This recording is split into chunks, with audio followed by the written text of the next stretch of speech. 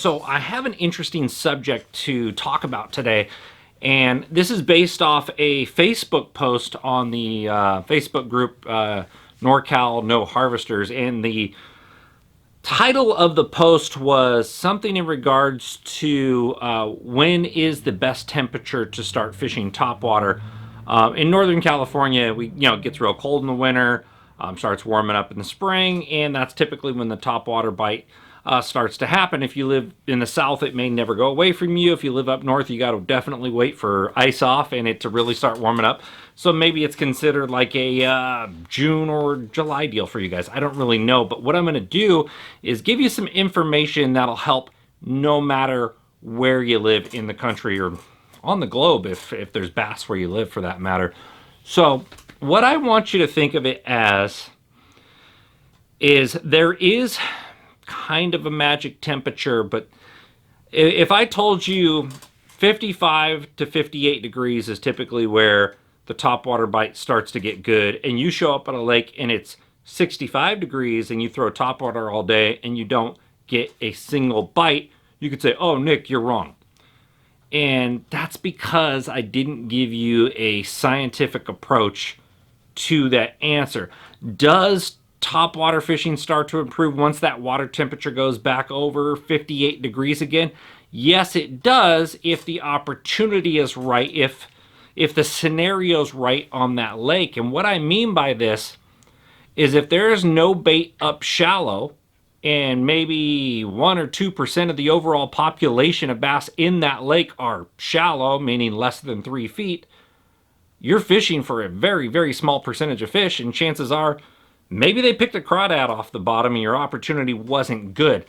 What I really want you to think about is not magic temperature so much. I want you to think about magic scenarios, all right? So in the middle of the winter, you can go out to a lake, and if all the bait fish are super shallow and it's upper 40s, I've seen plenty of topwater action, believe it or not, around 50 degrees. I think metabolism-wise, it's hard for them to hunt aggressively below 50 degrees. So if you want to say there's a magic temperature, I wouldn't say magic temperature so much as scenario and opportunity. I think the bass start getting really sluggish once you start going south of 50 degrees, just metabolism-wise, to where they can't exert as much energy because they just don't have it. Also, what really happens too, as the water gets colder, the bait fish tend to go deeper in your body of water. There's less growth up shallow. A lot of that growth dies off, and things just tend to go deeper. This is why, like in a pond, you may find your bass out in the middle of the deepest part of your pond. Cold water has better oxygen levels, so a lot of the time they'll just sit on the bottom. You'll catch bass with muddy bellies. So when topwater is the best, I want you to think of it as green foliage being very shallow, and I mean less than a foot deep of water. When you look into that water, can you see green algae growth? That's phytoplankton, okay, that green water. And that's that growth of that algae. In the spring, we start getting longer days, warmer days, our nights warm up, and you're going to start to see that growth come up shallow. Look down, stare at that growth in the water. You see any little beetles, any sort of worms moving on the bottom, any sort of microbial life, okay? You can see it. If you just look in that water, you can see if there's any sort of little bugs up there. Chances are the smaller bait fish are going to move in there. Shad love to feed on zooplankton. Zooplankton are microorganisms that feed on phytoplankton. A lot of the time you can't see zooplankton with your eyes, but what happens is when that moves in, a ton of bait fish like shad, baby bluegills, baby crappie, whatever the bait fish is in your system, some sort of herring or something, it's gonna feed on microbial life. And so if you put that focus on, do I see micro life up shallow, that's typically when the topwater bite's gonna get good for you. And that typically starts happening around 58 degrees. Everyone starts blowing their noses. The trees are blossoming out. Everyone's allergies are flaring up.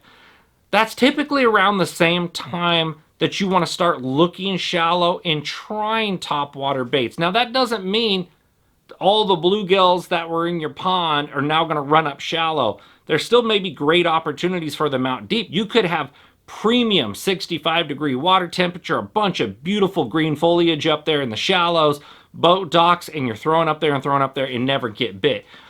So this is why when you say magic temperature or the preferable temperature for a bass to be in, that's kind of like, it's like, yeah, I mean, it's good to know that, preferable temperature. And I'll say this right now. I think the best temperature for bass activity is literally, I think it's 60 to 70 degrees. I think bass have the most energy. I think their metabolism's very high. I believe they can run down your bait the most often. And typically when the water temperature's in that range is sometime in the spring or sometime in the fall. The ultraviolet's not as bright, so they're much more willing to chase after things. So, but in bass fishing, if you try to follow a hard rule, it's going to come back to bite you. Consistently, I can go out time after time. I'll go out 10 times in a row and I'm like, man, I've got this pattern dialed. But it's no sooner than I tell you, like, hey, this is the pattern. You can go out there and that's all changed. It can be completely different. So this is why you'll always hear guys tell you, hey, follow the clues, look around, see what's there.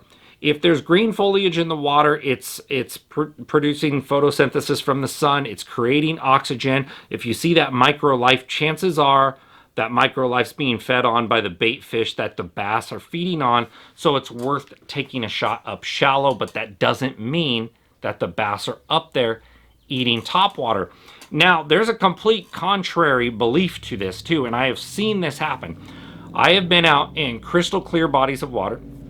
Lake Party, I had this perfect example to where I was cranking fish in about 15 to 18 foot of water. I was deep cranking them and catching fish down there. I seen no fish suspended, and I threw a spook style bait, a walk the dog style bait, and bombed it out there.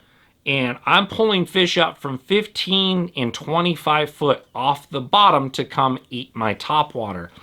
And the only thing I could really tell you is the water was 63 to 65 degrees. I believe it was that day. Later in the day, it warmed up to 65. I think the morning started off 62, 63.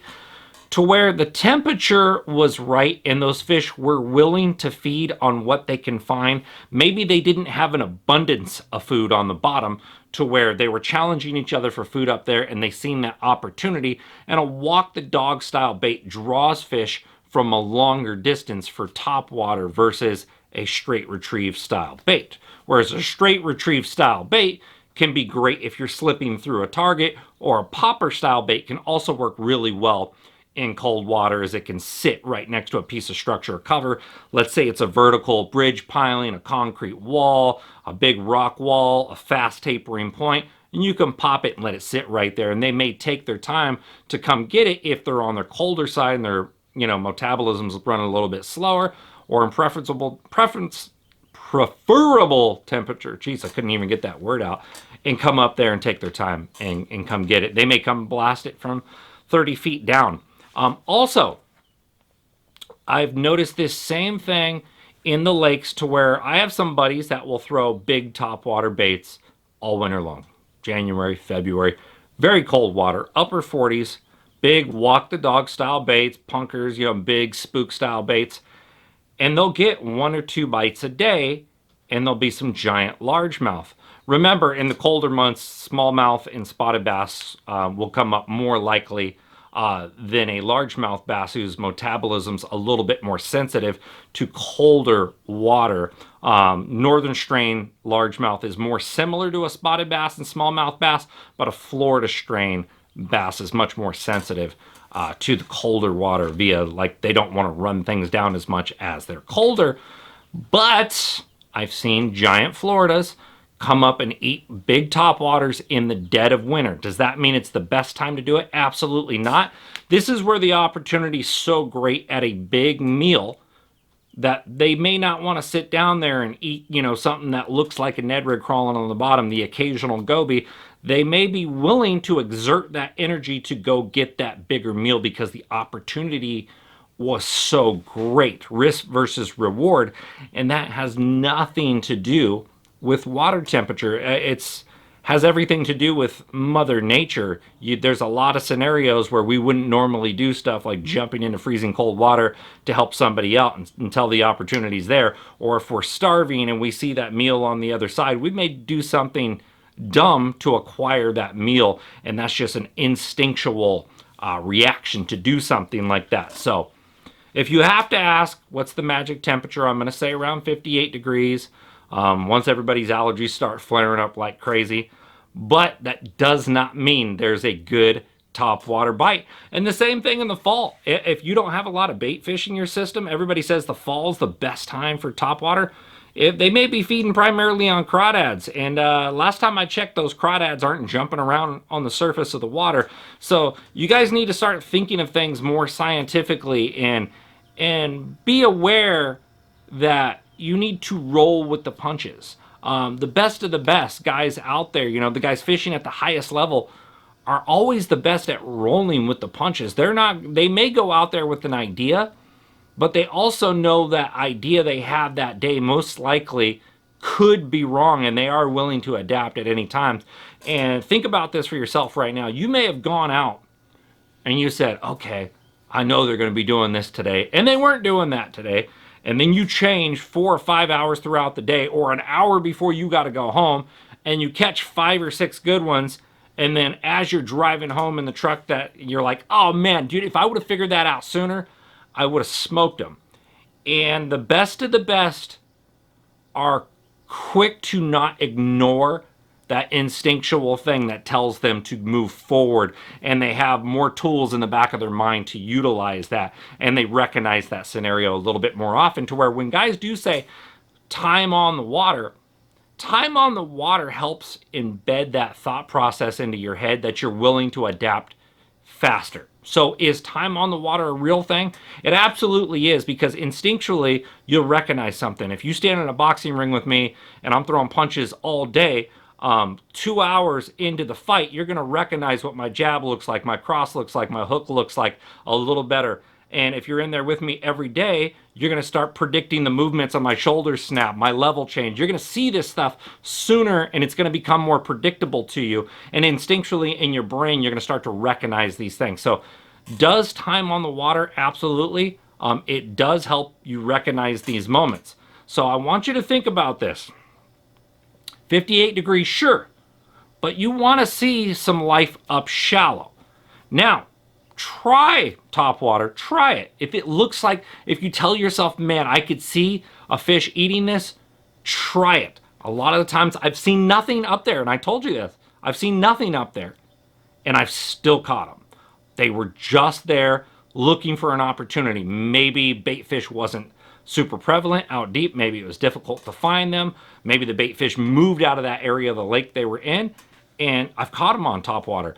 Now, does that mean that's the most likely scenario? No. The most likely scenario where I see them eating topwater is where I see bait fish up shallow. If bait fish are a foot or two from the surface and a bass is 3 foot down, and your bait's right there next to that bait fish and it looks like the easier opportunity, that's what they are going to go for.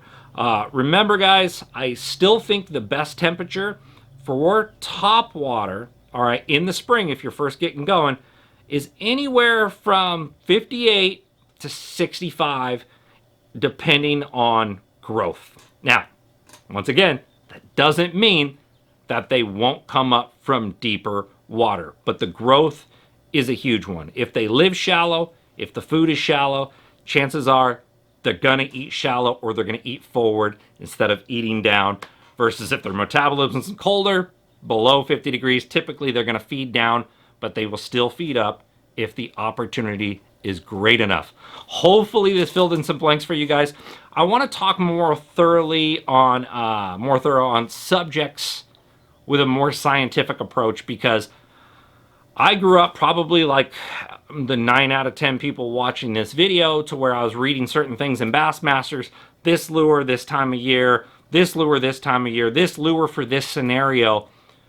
And it wasn't why this lure for this scenario, why this lure for this time of year.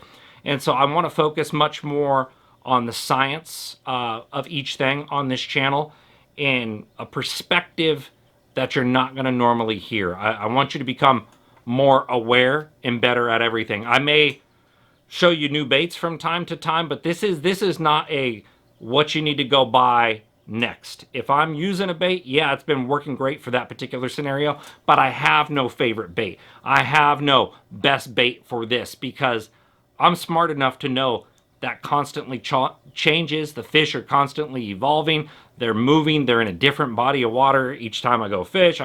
They may be deeper, they may be shallow. The water levels could be changing. The growth's different that year. And I am willing to adapt. And this is because I do it on a daily basis. So as long as you guys keep an open mind, willing to try a lot of different things, you are going to become a much better fisherman. Follow me on all the popular social media channels, guys. Facebook, Instagram, even on TikTok now. See you later. Best of fishing.